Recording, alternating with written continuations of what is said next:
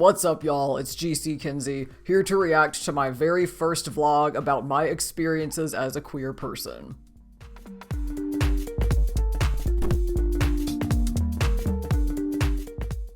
I posted my very first vlog on YouTube on March 31st, 2021. Trans Day of Visibility, of course. And since we just celebrated Trans Day of Visibility 2024, I thought it might be fun to go back and rewatch that first vlog, react to it, share my thoughts, and see how far I've come since then. I kind of got into vlogging accidentally. It was never my intention when I set up my YouTube channel. The original purpose of it was to have a place to share cosplay music videos, a way to show my combined interest in both of those creative pursuits. And the goal was to post one cosplay music video every month, which was fine during most of 2020 when we were all stuck at home not doing anything, but that quickly became unsustainable. So I thought about other things I could do on the channel to help me post more often and with more regularity. And after seeing other queer YouTubers just get on camera and talk about their experiences, I thought, why not try my hand at that too? So in the spring of 2021, I sat down and scripted and recorded 2 vlogs. One of them was called Trans Identity versus Transition Goals. The other one was called Ask versus Guess Culture and the Great Pronoun Debate. And I thought, I'm gonna post these, see how it goes, see how I like the process, and then maybe keep doing more if I feel like it. Well, spoiler alert, I very much did, because vlogging has become one of my favorite things to do on the channel.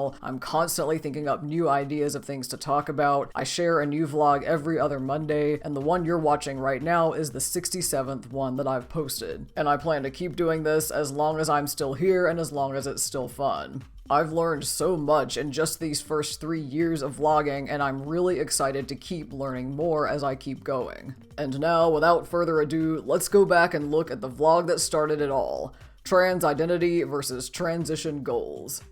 Hey everyone, this is GC Kinsey. Whose voice even is that? Wow. This was obviously recorded pre-T in the sense of both pre-testosterone and pre-training. Well, that's gonna make this whole thing hilarious. Let's keep watching. And today I'm going to be talking about trans identity versus transition goals. Now that's interesting. I have a different font for my title slide in this vlog than I use now. Every trans person has their own unique journey toward figuring out what's going on with their gender. But most of us have a few moments in common. The first one is this moment of, oh my gosh, I think I might not be cis. What is the deal? What is going on? Who am I? Yeah, that was a scary feeling when it first happened, and I first experienced that feeling in 2017, so what, 4 years before I recorded this? And I don't know if it's the same for any of you out there who are trans or non-binary, but I know at least for me, that memory of the realization that I might not be cis is one that is still very fresh in my mind and that I will never forget. And the second one, which usually happens after some self-reflection, is this moment of, okay, now I know I'm not cis, what now? Yeah, once you know you're not cis, there's no going back from that. You can't put that back in a box, so then you have to figure out where are you gonna go from here. And those two realizations, the who am I and the what now, are not exactly cut and dried. It's really easy to get them tangled up with each other. And that can sometimes get us bogged down into this limbo where we don't have any idea what to do about any of this gender stuff.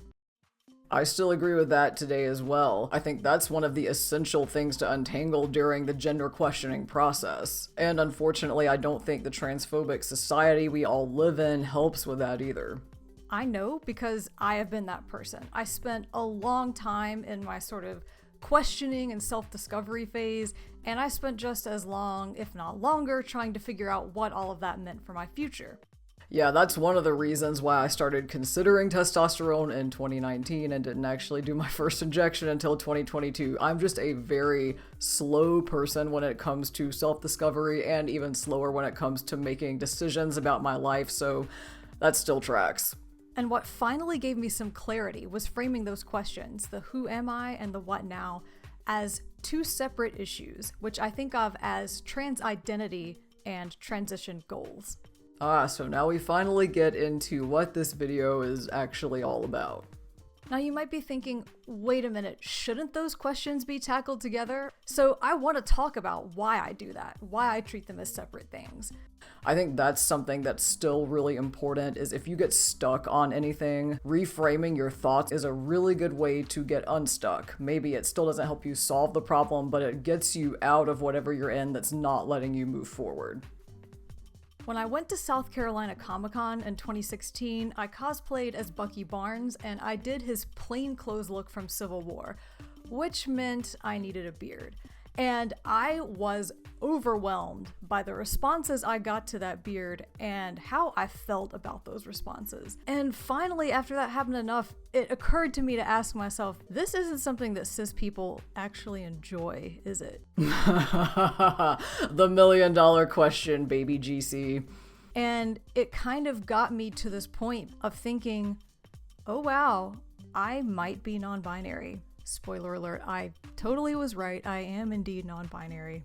But at that time, I had no idea how to even begin to start working through these feelings. So I went on the internet, as one does, to see if anybody else had experienced anything like this.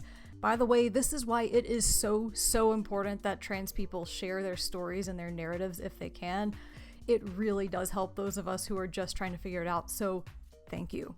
Yeah, that's something that I still stand by to this day. That's one of the reasons I do this channel in the first place. I know that when I was back in that questioning phase, I never would have gotten to where I am now if I hadn't already seen what was possible from other queer and trans people out there. And so I try to model those possibilities for people who may be questioning now.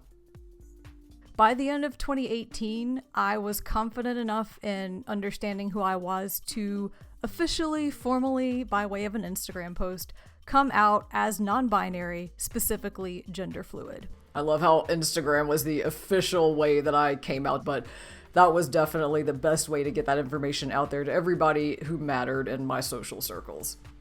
Coming out kicked off a whole new kind of self-discovery around things like gender dysphoria and gender euphoria and how I deal with and experience both of those things. The relationship between gender and other areas of my life. What terms or labels describe different aspects of who I am? For example, this brought up the question, am I trans? And some non-binary people identify with that label trans and some don't. Through that process of self-discovery, I realized that I very much do. This was interesting because I remember one of the things I had to work through around that was, am I allowed to call myself trans? Yes, all non-binary people are allowed to call themselves trans because we're trans by default, but it still felt like kind of a hurdle to get over to actually be comfortable using that label, not just for myself internally, but feeling like I was allowed to.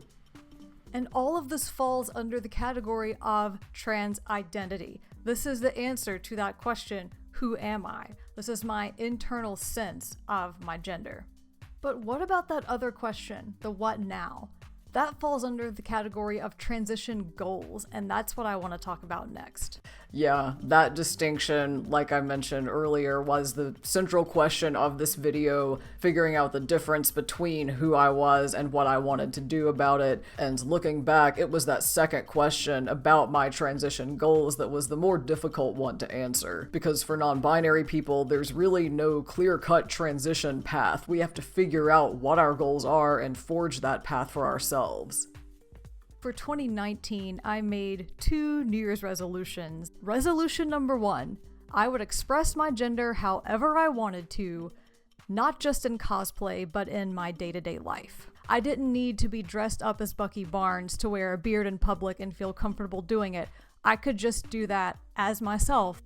Yeah, that was a major milestone for me, wearing facial hair out in public for the first time, not in cosplay, but the more I did it, the more comfortable I became with it, and then of course we all know what happened after 2019, right? The pandemic, so then I had to just start covering back up with a mask, so I didn't have a lot of time to enjoy that milestone, but it was still a good thing when it happened. Resolution number 2, I would be more proactive about being asked to be called he, him when I was really feeling those pronouns. That was a very difficult resolution. I remember feeling so awkward every time I had to ask someone to call me he, and even more awkward every time I had to remind or correct someone, but I'm very glad I did it, because one thing I've learned throughout my transition since then is that you really have to be able to assert yourself and your identity to get the respect you deserve. And it's not easy, it's a skill that takes practice, so I'm glad I started doing it when I did. These resolutions were the beginning of my social transition, and it worked out pretty well. It gave me a lot of practical, real-world insight into how gender dysphoria and euphoria worked for me, and what kinds of things that I could be thinking about doing to alleviate that dysphoria and increase euphoria going forward. I love how in this video I talk about both the gender dysphoria and the euphoria as being motivating factors. I definitely, in hindsight now, would say that gender euphoria is the more powerful factor for me, and I say that as someone who struggles with a lot of dysphoria, particularly social dysphoria, but when it comes to my actual transition, the goals I have, and where I want to be, gender euphoria has always been the more powerful motivator, and I think that's always going to be the case. So I was really thinking deeply about that question of what now and starting to take those steps. And I was thinking about them not just in terms of the social aspect of transitioning, but also in terms of any medical transition that I might want to undergo. There were a few different things that did sound quite appealing. One was going on a low dose of testosterone, maybe for a few years, and getting to the point of physical changes that I wanted to see, then coming back off. Another one was related to fitness and changes in my body, and especially, taking advantage of that time on testosterone to really work on building muscle. And another one is getting a hysterectomy.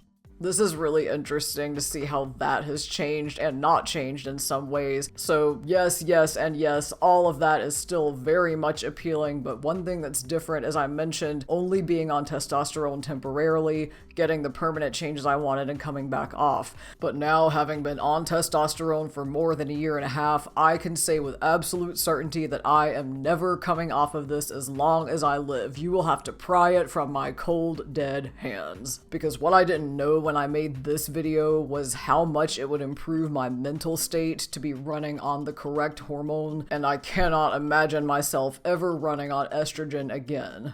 Back then, I wasn't sure about staying on it long term because I was a little uncertain about some of the changes, particularly related to hair, but now I can say that I've loved every change that's happened so far, and I can't think of any change that might happen that would ever be enough of a deal breaker to stop. Something else that's changed is that back when I made this video, I was not even considering top surgery, but now it's very much something I want as well.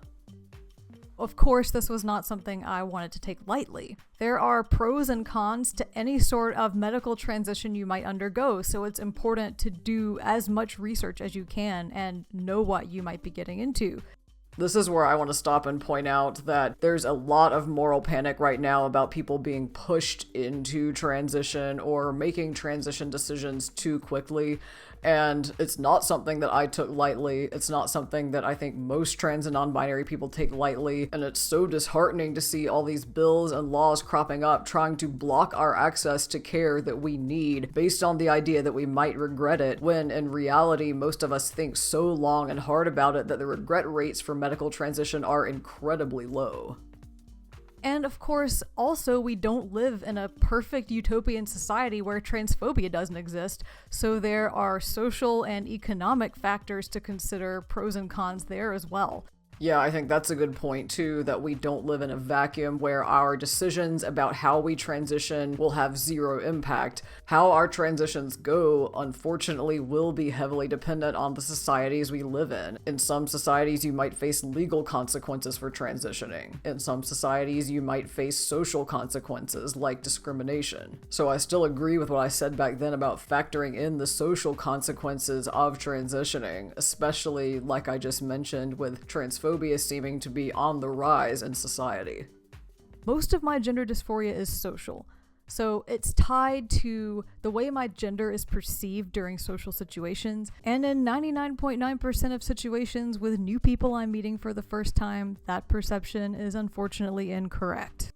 That awkward moment when you realize that perception is still unfortunately incorrect in most situations, even after a year and a half plus on T. And that was what got me so hung up when it came to my transition goals, because there was this question in the back of my mind always about who are you really transitioning for, yourself or all these other people out there? And at the end of the day, you can't control how people are going to perceive you, so doesn't that mean your transition goals should have nothing to do with those other people and be solely based on your internal sense of gender identity? That's actually a really interesting question, and I do remember very much getting stuck on that. Social dysphoria is such a strange and interesting beast to battle because there always is that question about who am I really transitioning for, like I said. A lot of times in trans community spaces, this comes up in the form of, if you were on a desert island and you were the only person there, would you even need to transition? Would you even still be trans? So a lot of us internalize that question and unfortunately let it trip us up when we're trying to move forward with our transitions. And it was those kind of thoughts that always kept me from reaching a conclusion about what kind of medical transition might be right for me. But the pandemic offered a new perspective because it completely changed the social landscape as we all knew it. This hypothetical question I'd been caught up in, would I still need to transition if I no longer had to deal with social dysphoria, suddenly had a very real answer. And that answer was a clear and resounding yes. So basically, the pandemic put me on that desert island, so to speak, took me out of most social situations, and actually helped me answer that question, which is really interesting, isn't it? I know it did the same thing for a lot of other trans and non-binary people as well. The pandemic proved that the absence of social dysphoria on its own wasn't really enough for me. It wouldn't help alleviate all of the things that medical transition would, such as helping to deal with my body dysphoria, helping to deal with the dysphoria that I feel about my speaking voice, or increasing gender euphoria. I really love how I mentioned my speaking voice dysphoria there, even though you can hear a very clear difference between how my speaking voice sounded back then versus how it sounds now. It's still a major source of dysphoria for me. Singing is different. That's been a source of euphoria for a long time, even before testosterone. But even with how much my voice has changed, the dysphoria struggle is still very real. And that made me realize it's okay if your transition goals are heavily tied to the social aspect of being trans. It doesn't have to be all about your internal trans identity. I started approaching the question of what now as an entirely separate issue from the question of who am I? Instead of thinking along the lines of how would a non-binary gender fluid person transition, I started asking myself much more specific and concrete questions like, how do I want my body to look? How do I want my voice to sound? How do I want people to perceive me and interact with me? That's actually a really good point. I think it's always going to be a lot more useful to ask those kinds of more targeted questions than to think, how should a person of my gender identity approach transition? Especially being non-binary, right? Because a non-binary transition can and should look like anything. So if you're questioning your gender and you keep getting hung up, you feel like you're drowning in these questions of who am I and what now, pull them apart, tackle them separately. I still think that's very good advice, and one thing I will add is write down your feelings so that you can go back to them over time and analyze them, see how they evolve, see how you got to the conclusions you came to. I know I used a lot of spreadsheets to make pros and cons lists about various aspects of medical transition, and I also just wrote down a lot of my complicated feelings diary style, which has served for the basis of a lot of scripts for vlogs on this channel. And remember, there are no right or wrong answers to the questions of who am I or what now. There's only what's right for you. 100%. There is no such thing as a right or wrong way to transition. There's no such thing as a right or wrong way to exist as a trans person. There's no such thing as a right or wrong way to feel about your life as a trans person and how you move through the world. I hope you enjoyed this video. I hope you learned something from it, found it helpful. Thank you for watching. Happy Trans Day of Visibility, and I will see you on the next one. Ah, the humble beginnings of what would eventually become my standard vlog ending. So that was really fun to go back and watch, see how some things have changed a lot, like my voice, and other things have not changed quite as much, if at all, like my thoughts and feelings about my transition. And with that, now is where I want to turn the conversation over to you. What do you think about the framework I presented in my very first vlog about the idea of trans identity versus transition goals and tackling them separately? If you're on any kind of gender journey, have you ever gone back and looked at yourself or a part of your history from an earlier phase? And if so, how did that make you feel? What aspects of your journey do you think it's important to share with those who may just be beginning their own? And as always, what questions do you have about all this? Drop a comment below and let's get a discussion going. You can also reach out to me on other social media. I am GC Kinsey across all platforms. And while you're here, feel free to check out some of my other videos. I've got more vlogs like this one and like the one we just went back and watched about my experiences as a queer person, along with cosplay music videos, makeup tutorials, a bunch of cool resources for singers about voice changes on testosterone, and more right here on this channel. So make sure to like and subscribe so you don't miss anything new. And with that, thank you so much for joining me on this trip back in time. Thank you so much for all of your support over these last 3 years. I'm excited to keep sharing more of my story, and I will see you on the next one.